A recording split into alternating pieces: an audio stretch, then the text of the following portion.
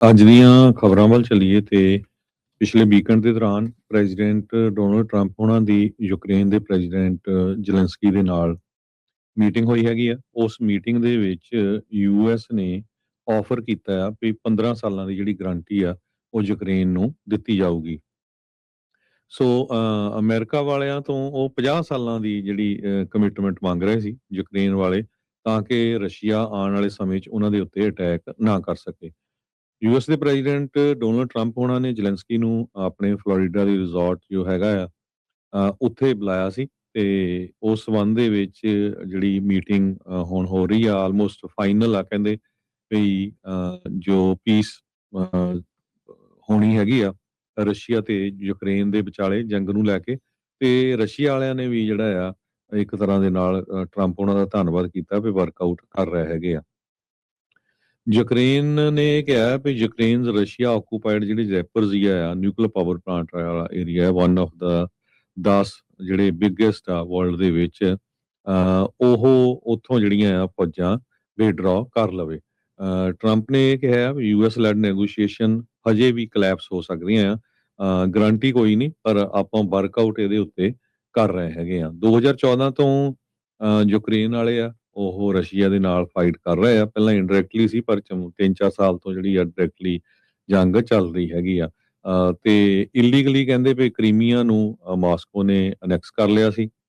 Security guarantee ਦੀ ਜਿਹੜੀ details ਆ ਹਜੇ ਉਹ ਪਬਲਿਕ ਨਹੀਂ ਆਈ, ਪਰ ਜ਼ੈਲੈਂਸਕੀ ਨੇ ਇਹ ਕਿਹਾ ਵੀ ਪੀਸ ਡੀਲ ਜਿਹੜੀ ਆ ਇਹ ਮੋਨੀਟਰ ਕੀਤੀ ਜਾਊਗੀ ਇਨ ਦਾ ਪ੍ਰੈਜ਼ੈਂਸ ਆਫ ਪਾਰਟਨਰਸ। ਸੋ ਉਹਦੇ ਵਿੱਚ ਉਹਨਾਂ ਨੇ ਡਿਟੇਲ ਨਹੀਂ ਦੱਸੀ ਵੀ ਕਿਹੜੇ-ਕਿਹੜੇ ਪਾਰਟਨਰਸ ਆ ਉਹਨਾਂ ਨੂੰ ਜਿਹੜੇ ਆ ਮੋਨੀਟਰ ਕਰਨਗੇ।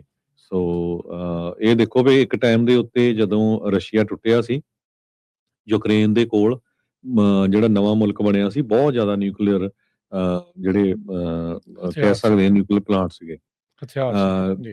ਜੀ ਹਥਿਆਰ ਸੀਗੇ। ਪਰ ਬਾਅਦ ਦੇ ਵਿੱਚ ਕਿਉਂਕਿ ਸਮਝੌਤਾ ਹੋਇਆ ਸੀ ਵੀ ਜੀ ਸਾਡੇ ਤੇ ਅਟੈਕ ਨਹੀਂ ਕਰੂਗਾ ਰਸ਼ੀਆ, ਤੇ ਅਸੀਂ ਜਿਹੜੇ ਹਥਿਆਰ ਆ ਉਹਨਾਂ ਨੂੰ ਖਤਮ ਕਰ ਦੇਵਾਂਗੇ। ਬਾਕੀ ਸਾਰੇ ਮੁਲਕਾਂ ਨੇ ਸਾਥ ਦਿੱਤਾ ਸੀ। ਜਦੋਂ ਉਹਨਾਂ ਦੇ ਹਥਿਆਰ ਖਤਮ ਹੋ ਗਿਆ, ਰਸ਼ੀਆ ਨੇ ਮੁੜ ਕੇ ਜਾ ਕੇ ਉਹਨਾਂ ਤੇ ਅਟੈਕ ਕਰ ਦਿੱਤਾ ਹੈਗਾ। ਸੋ ਹੁਣ ਜਿਹੜਾ ਆ ਧੱਕੇ ਦੇ ਨਾਲ ਜਿਹੜੇ ਯੂਕਰੇਨ ਵਾਲੇ ਆ ਉਹਨਾਂ ਨੂੰ ਮਨਾਇਆ ਜਾ ਰਿਹਾ ਹੈਗਾ।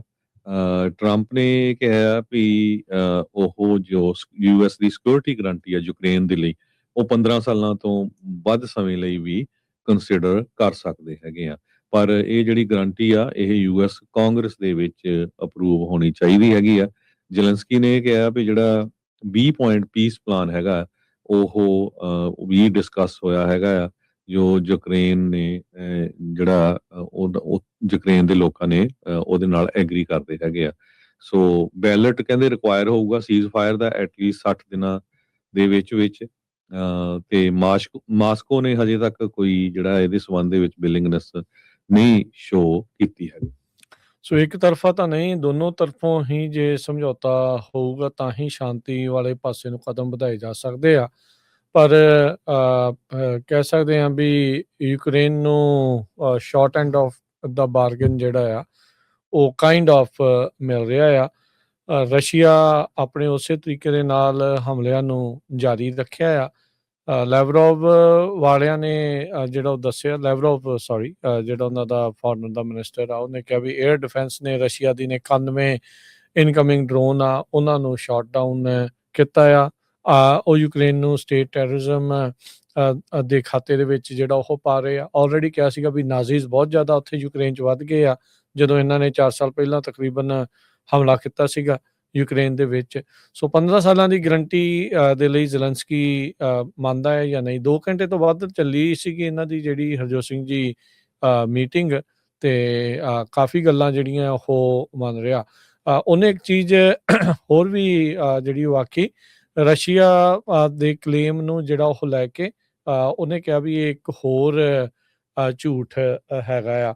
ਉਧਰ ਜ਼ੈਲੈਂਸਕੀ ਨੇ ਇਹ ਵੀ ਦੋਸ਼ ਲਾਏ ਆ, ਕਥਿਤ ਤੌਰ ਦੇ ਉੱਤੇ ਇਹ ਦਾਅਵਾ ਕੀਤਾ ਆ ਰਸ਼ੀਆ ਨੂੰ ਲੈ ਕੇ ਵੀ ਪੀਸ ਟਾਕ ਨੂੰ ਸਬਟੈਚ ਕਰਨ ਦੇ ਲਈ ਉਹ ਜਿਹੜੇ ਸਰਕਾਰੀ ਬਿਲਡਿੰਗਸ ਆ ਉਹਨਾਂ ਨੂੰ ਹੀ ਬੰਬ ਕਰਨ ਦੇ ਲਈ ਖੁਦ ਤਿਆਰ ਜਿਹੜਾ ਆ ਉਹ ਕਰ ਰਿਹਾ ਆ। ਤੇ ਯੂਕਰੇਨ ਦਾ ਜਿਹੜਾ ਡਰੋਨ ਅਟੈਕ ਆ ਵਲਾਦੀਮਿਰ ਪੁਤਿਨ ਦੇ ਰੈਜ਼ੀਡੈਂਸ ਦੇ ਉੱਤੇ ਜਿਹਨੂੰ ਉਹਨਾਂ ਨੇ ਫੋਇਲ ਕੀਤਾ ਆ, ਕਹਿੰਦੇ ਵੀ ਸਰਾਸਰ ਝੂਠ ਜਿਹੜਾ ਉਹ ਉਹ ਹੈਗਾ ਆ। ਕਹਿੰਦੇ ਵੀ ਤਾਂ ਜੋ ਇਹ ਸ਼ਾਂਤੀ ਸਮਝੌਤਾ ਨਾ ਹੋਵੇ, ਇਸ ਲਈ ਰਸ਼ੀਆ ਆਪਣੀਆਂ ਹੀ ਬਿਲਡਿੰਗਸ ਦੇ ਉੱਤੇ ਤੇ ਆਪਣੇ ਜਿਹੜੇ ਪੁਤਿਨ ਦੇ ਰੈਜ਼ੀਡੈਂਸ ਦੇ ਉੱਤੇ ਜਿਹੜਾ ਹਮਲਾ ਆ ਉਹ ਝੂਠਾ ਕਰਵਾ ਰਿਹਾ ਹੈਗਾ ਆ। ਸੋ 20 ਨੁਕਾਤੀ ਪਲਾਨ ਦੇ ਵਿੱਚ ਹੋਰ ਕੀ ਜਿਹੜੀਆਂ ਚੀਜ਼ਾਂ ਹੋਣਗੀਆਂ, ਉੱਦਾਂ ਤਾਂ ਜਿੱਦਾਂ ਤੁਸੀਂ ਹਰਜੋਤ ਸਿੰਘ ਜੀ ਪੂਰਾ ਵਿਸਤਾਰ ਦੇ ਵਿੱਚ ਦੱਸ ਹੀ ਦਿੱਤਾ ਵੀ ਜਿਹੜਾ ਬੁਡਾਪੈਸਟ ਦਾ ਮੈਮੋਰੈਂਡਮ ਜਿਹੜਾ ਉਸ ਟਾਈਮ ਦੇ ਉੱਤੇ ਹੋਇਆ ਸੀਗਾ, ਵੀ ਉਹ ਉਸ ਟਾਈਮ ਦੇ ਉੱਤੇ ਕੰਮ ਤਾਂ ਨਹੀਂ ਕੀਤਾ। ਕੀ ਇਹ ਜਿਹੜਾ ਨਵਾਂ ਪੀਸ ਪਲਾਨ ਆ ਇਹ ਕੰਮ ਕਰੇਗਾ? ਇਹਦੇ ਉੱਤੇ ਜਿਹੜੇ ਸਵਾਲੀਆ ਚਿੰਨ੍ਹ ਹਮੇਸ਼ਾ ਹੀ ਬਰਕਰਾਰ ਰਹਿਣਗੇ। ਸੋ ਦੇਖੋ ਕੀ ਹੁੰਦਾ ਆ, ਪਰ ਇਹ ਆ ਵੀ ਜ਼ੇਲੈਂਸਕੀ ਤੇ ਟਰੰਪ ਦੀ ਮੁਲਾਕਾਤ ਤੋਂ ਬਾਅਦ ਦੇ ਵਿੱਚ ਇੱਕ ਕਦਮ ਹੋਰ ਉੱਥੇ ਸ਼ਾਂਤੀ ਵੱਲ ਨੂੰ ਨਜ਼ਰ ਆ ਰਿਹਾ ਆ, ਬਸ਼ਰਤੇ ਵੀ ਰਸ਼ੀਆ ਵੀ ਉੱਧਰੋਂ ਉੱਦਾਂ ਹੀ ਜਿਹੜੇ ਕਦਮ ਆ ਉਹ ਵਧਾਵੇ।